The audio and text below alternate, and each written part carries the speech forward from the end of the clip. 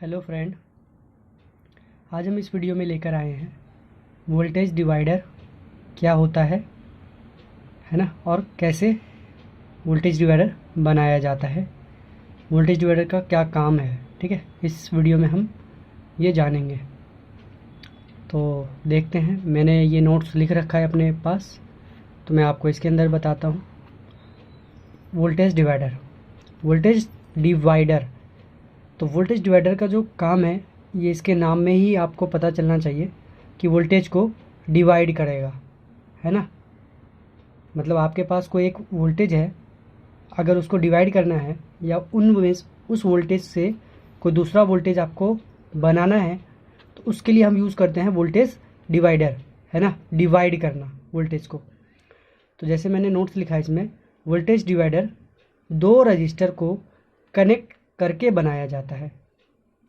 दो रजिस्टर को कनेक्ट करके क्या बनाते हैं? वोल्टेज डिवाइडर, जिसे हम R1 और R2 के नाम से जानते हैं। दो रजिस्टर के नाम में से हम R1 R2 रजिस्टर का नाम देते हैं। ठीक है, वोल्टेज डिवाइडर के लिए या वोल्टेज डिवाइडर बनाने के लिए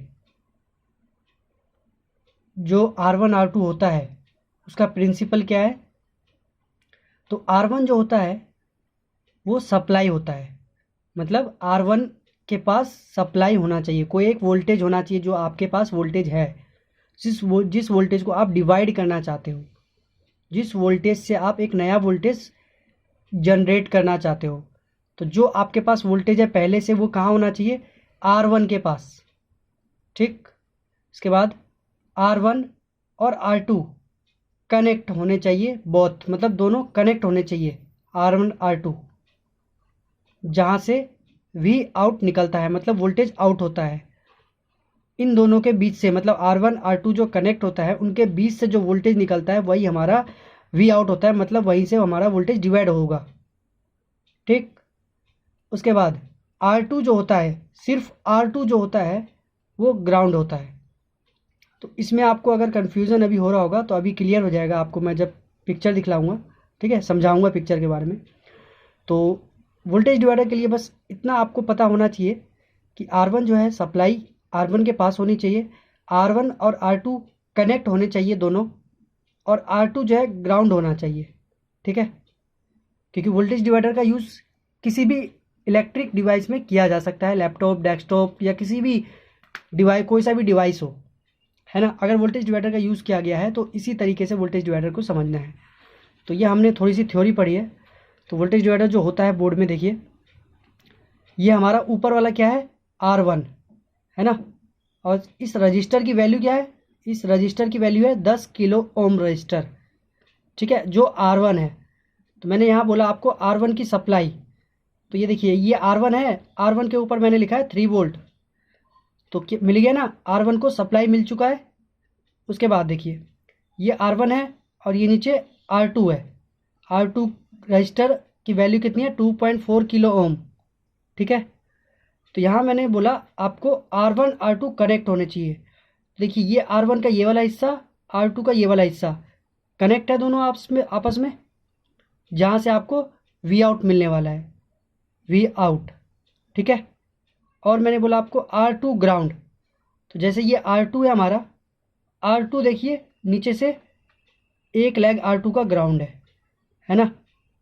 तो ये प्रिंसिपल कंप्लीट होता है, उसको हम वोल्टेज डिवाइडर कहते हैं। R1 की सप्लाई होनी चाहिए, सप्लाई कुछ भी हो सकती है। R1 का एक लेग, R2 का एक लेग आपस में कनेक्ट होने चाहिए, और R2 का दूसरा लेग ग्राउंड होना चाहिए। ठीक है, रजिस्टर की वैल्यू कुछ भी हो सकती है। ठीक है, तो V आउट कैसे निकलता है? इसके लिए एक फॉर्मूला यूज़ किया जाता है वोल्टेज डिवाइडर का। ठीक है, मैं आपको बता दूंगा, मैंने इसमें लिखा नहीं है। उसके बाद देखिए, मैंने ये एक सर्किट बनाया था एग्जांपल के लिए, एक और सर्किट बनाया मैंने। ये R1 है, देखिए R1 के ऊपर सप्लाई है 19 वोल्ट, और R1 ये वाला हिस्सा R2 के इससे कनेक्ट है ना। ज़रूरी नहीं है आपको ये ऊपर नीचे मिलेंगे, ऐसे भी मिल सकता है आपको। और क्या बोला? R2 ground. देखिए R2 है, R2 का दूसरा लेग ग्राउंड है, और R1 R2 आपस में कनेक्ट है, जहाँ से V आउट निकलने वाला है। रजिस्टर की वैल्यू है 1 मेगा ओम और 10 मेगा ओम।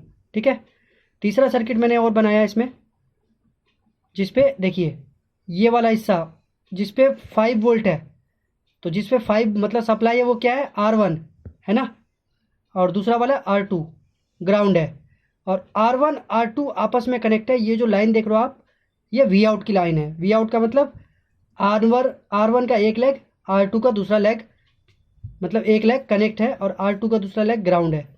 वैल्यू क्या है, एक रजिस्टर की वैल्यू मतलब R1 की वैल्यू 100 किलो, दूसरे R2 की वैल्यू 1 मेगा ओम। फॉर्मूला में डाल के इसको पुट करके यहाँ पे कितना वोल्टेज निकलेगा वो फॉर्मूला से पता चलेगा हमें। एक और सर्किट मैंने बनाया ये वाला, तो यहाँ पे मैंने सप्लाई नहीं लिखा है, मैं सप्लाई लिख देता हूँ एक बार, कोई सा भी, जैसे मैं यहाँ लिख देता हूँ 3 वोल्ट, ठीक है।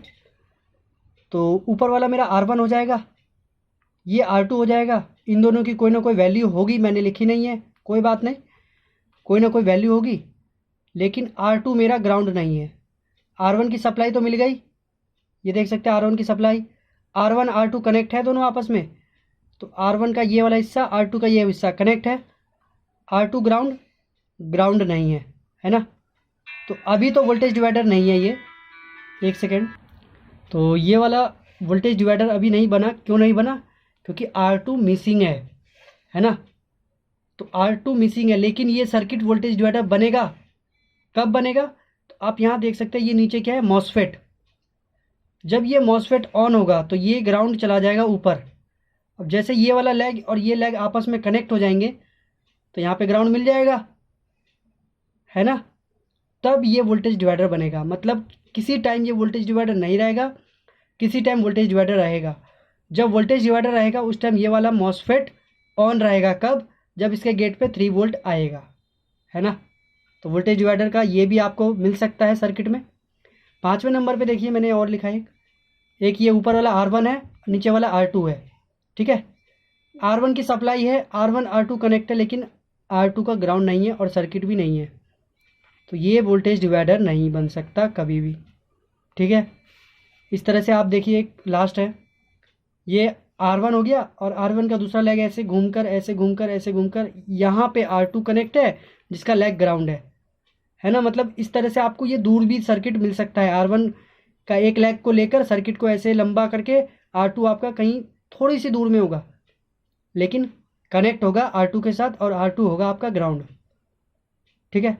तो आपके लिए ये आपको पता होना चाहिए। अगर आपको नहीं समझ में आया तो मैं ये देख सकते हैं, आप पढ़ सकते हैं इसको ध्यान से फिर से स्क्रीनशॉट लेकर,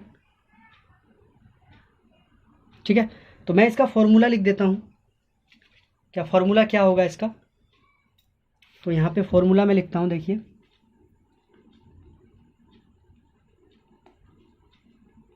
फॉर्मूला क्या है, वी आउट आपको चाहिए V into R2 divided by R1 plus R2, ये इसका फॉर्मूला है।